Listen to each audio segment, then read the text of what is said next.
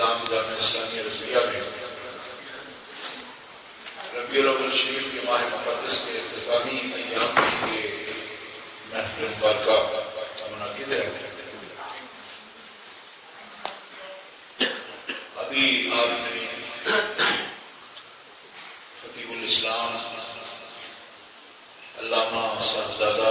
میر سید ارشد حسین شاہ صاحب پردیسی حافظ اللہ تعالی ان کی خوبصورت تقریر سماعت فرمائی۔ استاد العلماء حضرت علامہ میر سید قاضی حسین شاہ صاحب پردیسی رحمہ اللہ کے فرزند گرامی ہیں اور جماعت اہل سنت کے لاہور ڈویژن کے امیر ہیں اور انہوں نے اپنے والد گرامی کی طرز پر بڑی خوبصورت تقریر فرمائی۔ ممتاز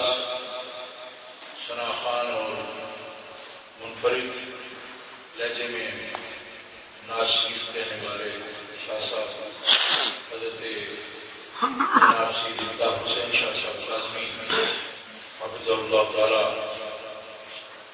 انہوں نے اعلیٰ حضرت کے کلام سے اور اپنے کلام سے فرمایا ہے اور ایمان کو جلا بخشی ہے۔ حضرت مولانا قاری عبدالغفار صاحب نقشبندی مدظلہ ملتان شریف کے بڑے بڑے جو اجتماعات ہیں ان کی کانفرنسیں پورے ملک کی نمائندہ کانفرنسیں حضرت قاری صاحب کے بغیر مکمل نہیں ہوتی۔ قاری صاحب پاکستان میں ہمارے قرائے اہل سنت کے قائد چند ایک گنے چنی جو قرآن پاک اللہ تعالیٰ جل شانہ واضح اسموں کے عطا سے بہت ہی خوبصورت پڑھنے والوں میں حضرت قاری صاحب تجوید کے بھی ماہر ہیں اور ترتیب سے پڑھتے ہیں۔ ابھی آپ نے ان کا رنگ دیکھا اور یہ صحیح بات ہے جیسا کہ انہوں نے فرمایا کہ یہاں متعدد محافل ہوتی ہیں، پڑھ پڑھ کے پھر وہ متاثر بھی ہو جاتا ہے بندہ، لیکن جو اصل چیز ہوتی ہے وہ سامنے آ جاتی ہے۔ اندازہ ہو گیا واقعی قرآ کے پاکستان میں قائد ہے۔ اللہ تعالیٰ کا پاکستان پر کتنا کرم ہے کہ کیسے کیسے لوگ ہر فن میں جو ماہر ہیں اللہ تعالیٰ نے پاکستان میں وہ رکھے ہیں، اسی لیے پاکستان پوری دنیا میں اہل اسلام کی قیادت کر رہا ہے۔ کیونکہ وہاں باہر سے بلائے جاتے ہیں ڈیم شیم بنانے کے لیے یا اور کام کرنے کے لیے، لیکن علماء اور قراء اور ناخوان حضرات کے بعد میں پاکستان اتنا خود کفیل ہے کہ پوری دنیا کو یہ ضرورت پاکستان ہی پوری کرتا ہے۔ سبحان اللہ ہے اس کو آپ سمجھیں گے۔ تو اب اتنی بڑی خوبصورت اس انداز سے بات شروع ہوئی ہے اور تقریب کا محفل پاک کا جو رنگ ہے اس میں بہت تفصیل میں نہیں جاؤں گا، دو تین باتیں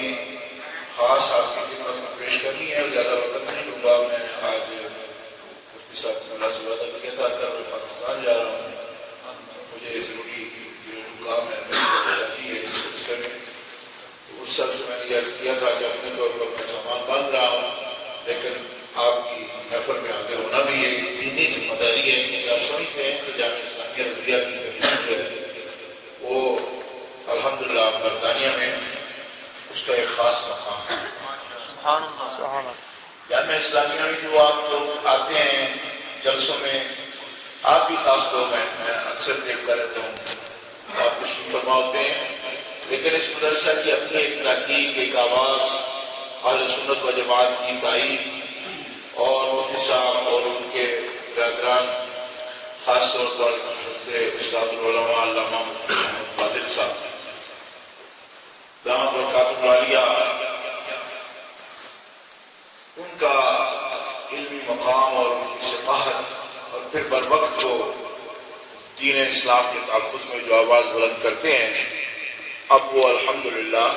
برطانیہ میں اس کی ایک پوری پہچان ہے۔ اور پاکستان میں بھی لوگ یہ سمجھتے ہیں کہ دین اسلام کے لیے ان کی خدمات قابل قدر ہیں اور بہت یقین کا کام ہے کہ ان کے کام پر وہ سیکھیں گے، بولیں گے، ایک زمانے تک اس کو اس سے سمجھیں گے بھی، لیکن یہ بات کہ کلمہ اللہ کا کلمہ بلند کرنا اور دین کی آواز علم کو اٹھانا یہ بڑا دل گردے کا کام ہے اور صاحب استقامت لوگ ہی کر سکتے ہیں اور یقیناً مفتی صاحب استقامت اللہ تعالیٰ نے ان کو یہ ذوق عطا فرمایا ہے، اس راستے پر چلتے ہیں اپنی تحقیق کو وہ بلا خوف، یعنی لومۃ لائم کا جو خوف ہوتا ہے،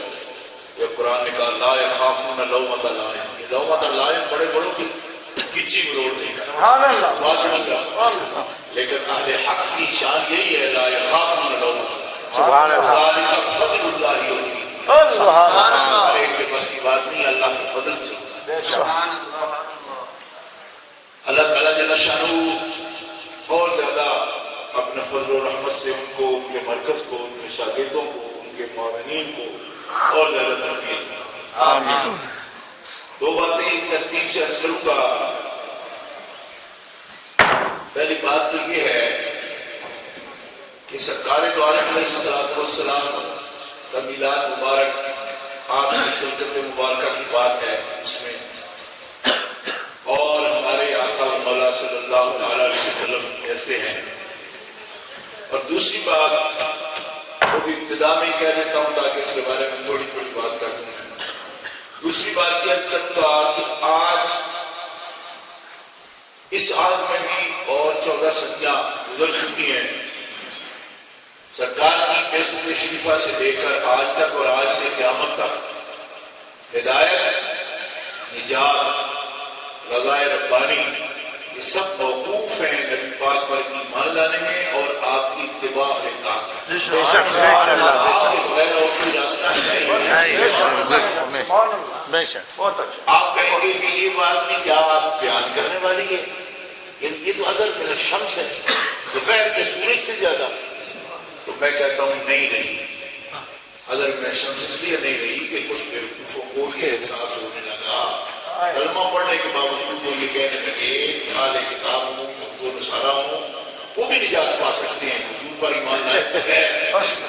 یہ بہت بڑا وام ہے، قرآن میں، سنت میں، فقہ میں کوئی دلیل اس بات کی نہیں ہے۔ حضور تشریف لا چکے ہوں تو آپ کے بغیر بھی کسی کو نجات مل سکے، یہ تصور ہی باطل ہے، کفر ہے، یہ باطل تصور ہے۔ اور اس بات کو قرآن و سنت سے میں یہ نہیں کہوں گا کہ میں اس کا کوئی حق ادا کر سکتا ہوں، میں صرف اشارہ کرنے بات کروں گا کیونکہ یہ اتنی بڑی بات ہے، اگر اس کو بیان کیا جائے تو تفصیلات بھی بیان ہو سکتی ہے، لیکن میں جو سمجھانا چاہتا ہوں کیونکہ آپ میں نمائندہ لوگ ہیں، اجتماع میں علماء ہیں اور طلباء میں متحد علماء ہیں جو بات کو سمجھ کے سمجھا بھی سکتے ہیں، اس لیے یہ وقت کی ضرورت ہے کہ اللہ کے رسول پوری کائنات کی ضرورت ہے پہلے ہی، لیکن حضور پر موقوف ہے نجات، یہ بات سبحان اللہ، اور میرا ہے ہی نہیں، سبحان اللہ، پوری دنیا کے پاس اور کوئی رستہ نہیں۔ پہلی بات جو میں نے کہا حضور ہمارے حضور کیسے ہیں، اس پر ایک بات کروں گا، عنوان ہے کیسے ہیں، ورنہ اب کیا کوئی تعارف والی تو بات نہیں، لیکن ایک انداز سے آپ کی بارگاہ میں خراج تحسین کہ ہمارے آقا و مولا صلی اللہ تعالیٰ علیہ وسلم قدرت کا پہلا ارادہ ہے، سبحان اللہ، کیونکہ اللہ تبارک و تعالیٰ جل شانہ فرماتا ہے اذا اراد اللہ شیئا ان یقول له کن فیکون، تو تخلیق کے لیے رب تعالیٰ نے جو پہلا ارادہ فرمایا، رب کا ارادہ اول سبحان اللہ، اور جس وجود کو محسوس کیا جا سکتا ہے اس میں تعین اول بھی ہمارے آقا جناب محمد رسول اللہ محسوس وجود، کیونکہ ذات مطلق کا وجود جو ہے نا وہ موجود ہونے کے معنی میں ہے، جسم ہونے کے معنی میں نہیں، ہم وجود کو جسم کہتے ہیں، لیکن اللہ کو جو ہم واجب الوجود کہتے ہیں وہ موجود ہونے کے معنی میں ہے، ثبوت کے معنی میں ہے، جسم کے معنی میں نہیں، اللہ جسم سے پاک ہے۔ محسوسات میں پہلا تعین کوئی فکسیشن نہیں تھی، اللہ تعالیٰ کے لیے تو ہے ہی نہیں، اب بھی نہیں اور کبھی بھی نہیں تھی۔ سبحان اللہ۔ تعین محسوسات میں پہلا تعین، پوری کائنات کا پہلا تعین جناب محمد۔ سبحان اللہ۔ نعرہ رسالت، یا رسول اللہ، نعرہ رسالت، یا رسول اللہ۔ اس لیے حضور نبی پاک صلی اللہ تعالیٰ علیہ وسلم کا ارشاد گرامی بنیاد ہے اس بات کی۔ آپ فرماتے ہیں اول ما خلق اللہ النور۔ سبحان اللہ۔ سبحان محدثین نے اس حدیث پاک کو نقل کیا ہے، اور یہاں فریڈ فورڈ کے شہریوں کے لیے اتنی بات کہتا ہوں کہ اس کی اصل کو مولی رشید احمد گنگوئی نے بھی مانا ہے کہ اس حدیث کی اصل ہے۔ فتاوی رشیدیہ دیکھ لیجیے، کہتا ہے اول ما خلق اللہ النور کی اصل موجود ہے، یہ لفظ اس نے لکھی۔ تو آپ جانتے ہیں کہ کوئی کتنی الٹی چیز ہے، جب وہ بھی اس کی اصل تسلیم کر لے تو تھوڑے تھوڑے ڈگے جو ہے وہ تو بات کرنے کا حق ہی کوئی نہیں۔ فتاوی رشیدیہ نے اس کی اصل کو اس کو تسلیم کیا، اس کی اصل ہے اول ما خلق اللہ النور۔ بے شک۔ اور یہ اس کا معنی کرنے کی ضرورت نہیں، آپ کو سب کو پتہ ہے کہ اللہ نے سب سے پہلے میرا نور تخلیق کیا۔ زور دینے کی ضرورت ہے وہ یہ ہے کہ لوگ ہمارے مبلغین بھی نوری پر پہلے چلے جاتے ہیں، میرا نور پہلے تخلیق کیا، حالانکہ خلق اللہ پر پہلے غور کرنا چاہیے۔ سبحان اللہ۔ جب خلق اللہ کہا حضور نے، اللہ نے پہلے پیدا کیا، تو اس سے یہ مسئلہ خود بخود ختم ہو گیا کہ حضور اللہ کے نور کا ٹکڑا نہیں ہے، حضور کا جو نور ہے وہ رب نے پیدا کیا۔ سبحان اللہ، سبحان اللہ، ماشاء اللہ۔ اب بہت سی وضاحتیں خود بخود ختم بے ہو شک۔ گئی، کرنے کی ضرورت ہی نہیں ہے، سبحان اللہ۔ حضور کا نور اللہ نے پیدا کیا۔ خلق اللہ والا سمجھ آ گیا تو یہ اعتراض ہی نہیں رہا کہ کدھر سے کیا، کیسے کیا، اللہ تبارک و تعالیٰ کے بشر نے پیدا کیا، سبحان اللہ۔ پیدا فرمایا۔ یعنی آپ کا نور غیر مخلوق نہیں ہے کہ آپ کو الہ کہا جائے، آپ کا نور مخلوق ہے، لیکن ایک بات یاد رکھنا کہ یہ بات صوفیاء نے لکھی ہے، خاص طور پر حضرت محی الدین ابن عربی رحمہ اللہ نے خصوص الحکم میں اور فصل محمدی میں اس مسئلے کو بڑی وضاحت سے بیان کیا۔ یہ عام لوگوں کے ہاضمے میں آنے والی نہیں ہے، جن لوگوں کو صوفیاء کی بات سمجھ آتی ہے آپ فرماتے ہیں کائنات کی کوئی چیز ایسی نہیں ہے جو